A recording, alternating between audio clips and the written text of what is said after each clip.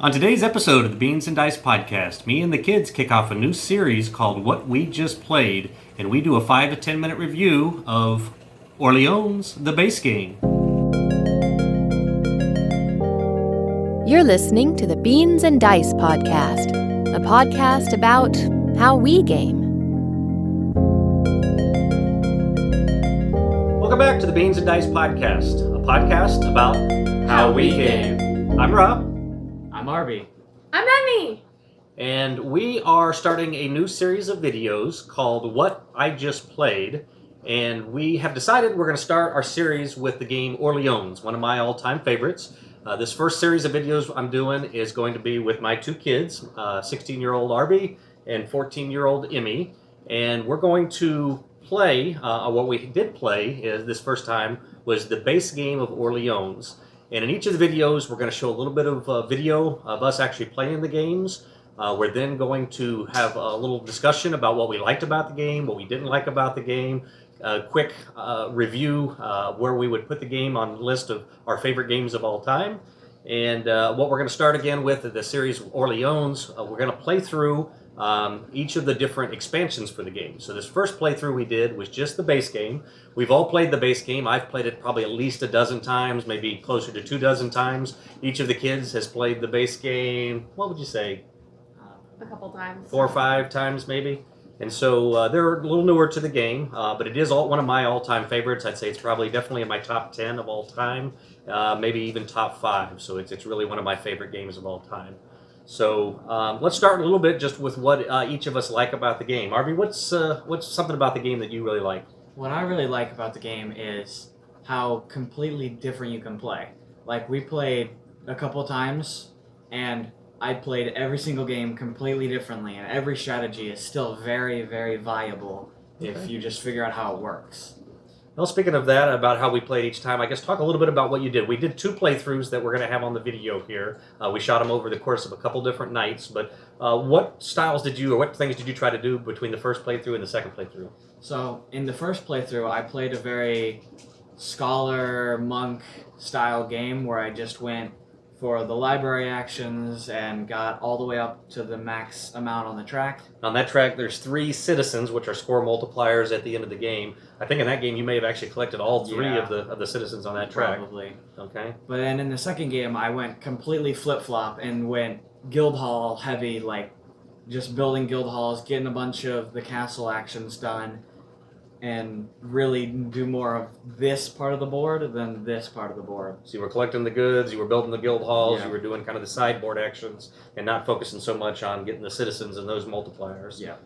What did you do? Do you remember, Emmy, how you played each one of the games? Well, the first time I played, I was just basically trying to collect things like goods and tokens and stuff like that. And the second time I played pretty much just to get the money.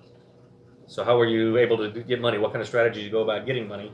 I pushed myself really far on the blue track, which gets you money every time you move up. Now, And blue then is the sailors there, so as you move along this blue track, each time you move up, you have 2 coins, 3 coins, 4 coins, 5 coins, which are victory points at the end of the game. And then at the very end of that track is another citizen, the score multiplier. And I believe you got that citizen before any of us at that time. So only one person can capture the citizen in each game. I played, I'll be honest with you, the first game I played a little haphazard. I started kind of focusing a little bit on moving around and building guild halls, but then I saw Arby moving up the scholar track and grabbing the citizens, so I decided to try to chase him and see if I could get ahead of him. Unfortunately, I couldn't. He had a little engine going with some of the buildings that he built that helped give him extra pushes on that track. So by the time I realized that was the wrong way to go, I started trying to do other tracks. I tried to do farming, and other things, but it was just too late in the game. And on that first game, I think Arby won pretty handily. He beat us by 20 or 30 points, so he took that first game pretty easy. The second game we played, Emmy actually went out. She, again, like she said, she was just looking for ways to get the coins, which a coin equates to 1 coin to 1 victory point at the end of the game. And she won. It was a little closer in that second game, but she beat us pretty good in that game. And I know she put a lot of people on the good deeds board, starting about mid-game and going on, and she was able to get a lot of points from doing that and get a lot of the citizens. As far as what I like about the game, making it one of my all-time favorites, I think a lot of it is, as RB said, that just there's so many different ways in this game. It's very balanced. It's been tried over time. It's a little bit of a, I would call it quite a classic yet, or it's kind of borderline classic. It's not that old, but it's been around for a while. But it's tried and true. There's different paths to win. You can do different things, and as long as you pick a strategy and go with it and kind of go hard at it, you can win with lots of different strategies in the game. I also really like the variability of the event tiles that come up. And one thing I really like about this game over some others is that the events, as they come up, you get to see them ahead of time. So at the start of the round, you flip over an event tile and you have that full round to be able to prepare for the event. And then the event doesn't trigger until, for most of them, until the end of the round. So it gives you a little bit of chance that you're not just flipping a random event at the end. You have no way to mitigate it. You have a chance to kind of try to plan for it. Either you can say, well, that's not gonna happen. I'll just ignore it. I'll do other things. Or I may change my strategy for that particular round to fit the event that comes up. But what do you like about the game? I mean, what's some pluses or minuses, things you like or don't like? Well, I like kind of what I was saying. That's how you can play a lot of different ways and everything. But I also like how your actions are affected a little bit by what everyone else is doing. But most of the time, if someone does something, it doesn't completely screw you over. Sure. Yeah, you can kind of mitigate things, and you can kind of change up what you're doing. And I guess one of the big things we haven't talked about, we're going to keep these videos short, but the big draw to this game for me and a lot of people is that it is a bag building game. You've got these chits, these citizens, these workers, I guess, that you're putting into your bag, and you're randomly drawing these out depending on where you're at on one of the tracks. The night track affects how many you can pull out each turn, but you're randomly pulling these out, and then you're assigning these on a board to spaces that they match that'll allow you to do different actions. And so there's definitely a little bit of luck in your draws and your variability, but again, you build your bag as you go along. The different actions you do allow you to pick out different types of workers and put them in your bag, so that if I really want to go for a moving around on the board, you really need to get the knights out of the red chits into your bag. And so you can really plan to get those into your bag, and then you can use those, all of the movement, the shipping, and the wagon action, and building the guild halls.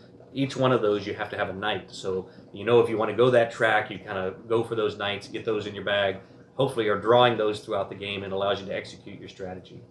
But just real quick again, I mentioned that this game is in my top 10, probably right around number 5, number 6 of my all-time favorite games.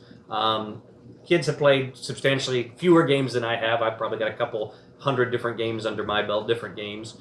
Kids have probably played 30 or 40 hobby-type games. But where would y'all put this on your list? I guess let's start with Emmy. What, when you think top 10 favorite games, or? No. No? Not one of your favorites? No. What do you think? It's an okay game, and I'll play it, and I like playing it. I always enjoy playing it, but it's not something I'm jumping over the barrel to play. So not one that if out of the 100 games we have on the shelf here, it's not going to be one of the top 10 that you choose normally. No. But you, Arby, what do you think? I think it's probably in my top 10 because it is just one of those games where they're like, you want to play this? And I'm like, yeah, let's play. That's so much fun. Yeah. So. Okay. Well, there's some different opinions on it. Again, we're going to do the next game we're going to do. I think we're going to play with some of the expansions. It's the same basic game, but there'll be some different event tiles. There's going to be some different buildings that we're going to add into the mix. After that, I know there is a co-op version, a co-op expansion of the game that I own. So we're going to try that. None of us have ever played that version. And then there is another competitive version where we're trying to complete objectives instead of just getting victory points. And we're going to give that a try as well. None of us have ever played that, so we're going to try each one of those. Those will be fresh and brand new to us, and as soon as we get those played, we'll do these immediate reaction videos and let you know what we think. But we appreciate you watching the Beans and Dice podcast. Please check out our other videos. Please comment on anything that you like about the channel, anything you'd like us to see. Like to see us do differently, and certainly like and subscribe if you haven't already. We appreciate your help, and check out some of the other videos and some of the other contributors that we have on the channel. But until next time, keep gaming and be safe. Thanks, everybody. Bye. Thanks for watching the Beans and Dice podcast. Don't forget to like and subscribe.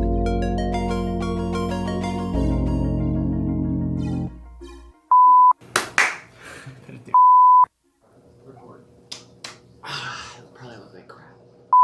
On today's episode of the Beans and Dice podcast, me and the kids kick off Blah, blah, blah. Try that again.